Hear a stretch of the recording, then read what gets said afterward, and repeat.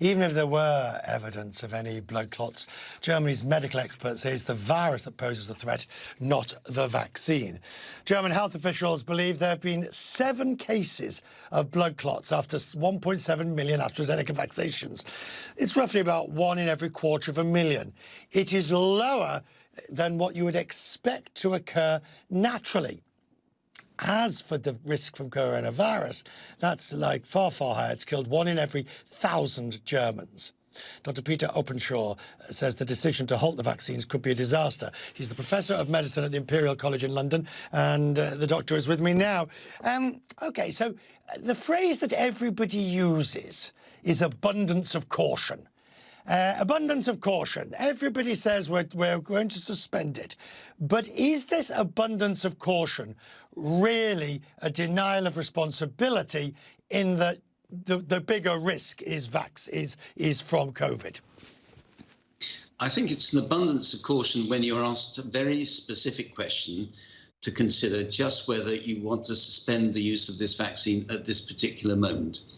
And I think that's what the committees have been asked to address. They haven't been asked to address the wider issue of what this is going to do to vaccine confidence or vaccine rollout, or whether it might cause thousands of people to die from COVID. And I think on the wider question, I think this abundance of caution is actually very dangerous indeed. Right. So it starts with Norway, which finds a few cases, and it rapidly goes through Denmark and Iceland, and then we're really off to the races. What is it that these countries were seeing that people like you say, no, that's the wrong way to interpret it?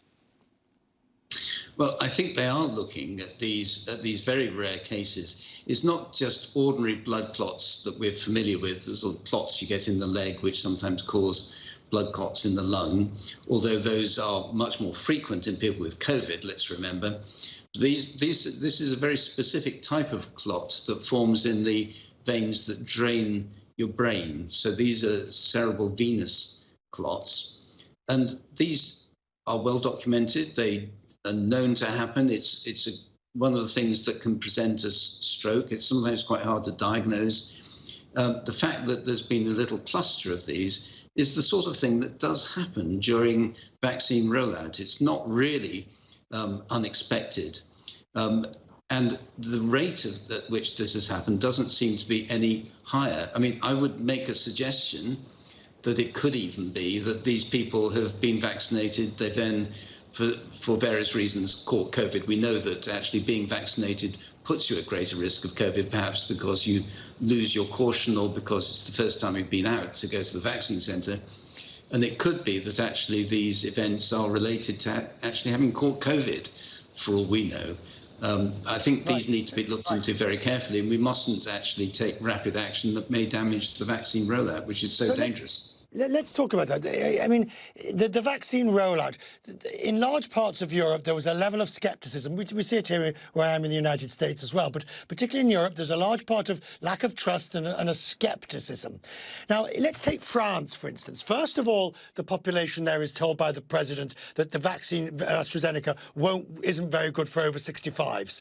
Then they have to backtrack that. And now they're suspending it because of potential blood clots.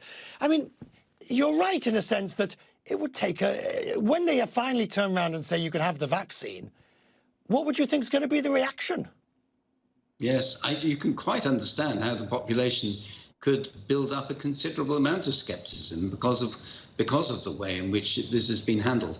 I think it's been a sort of publicity disaster for the Oxford Group and for AstraZeneca, not connected with the actual effects of the vaccine, but the way in which it's been interpreted.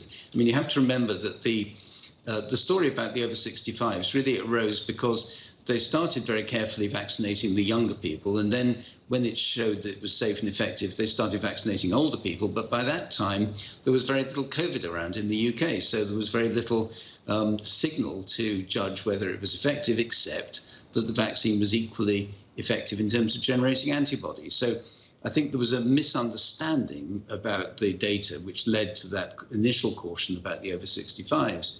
That was the initial problem, and now the problem has been compounded by, by other stories which appear to be fairly spurious, actually.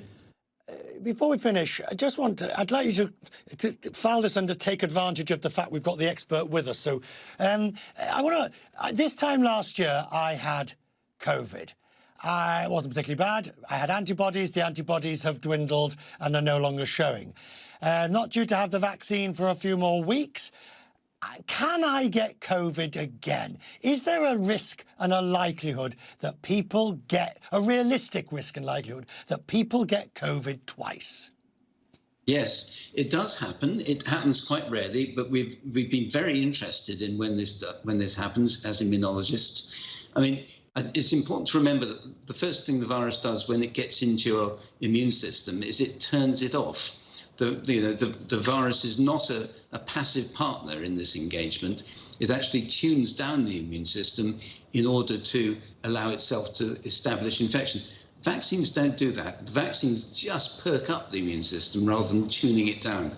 So the best immunity you can get actually is from having a first infection with the virus, which you recover from, as you describe, and then being vaccinated. And you get sky-high antibodies from that. It's a really good way of getting very, very solid immunity.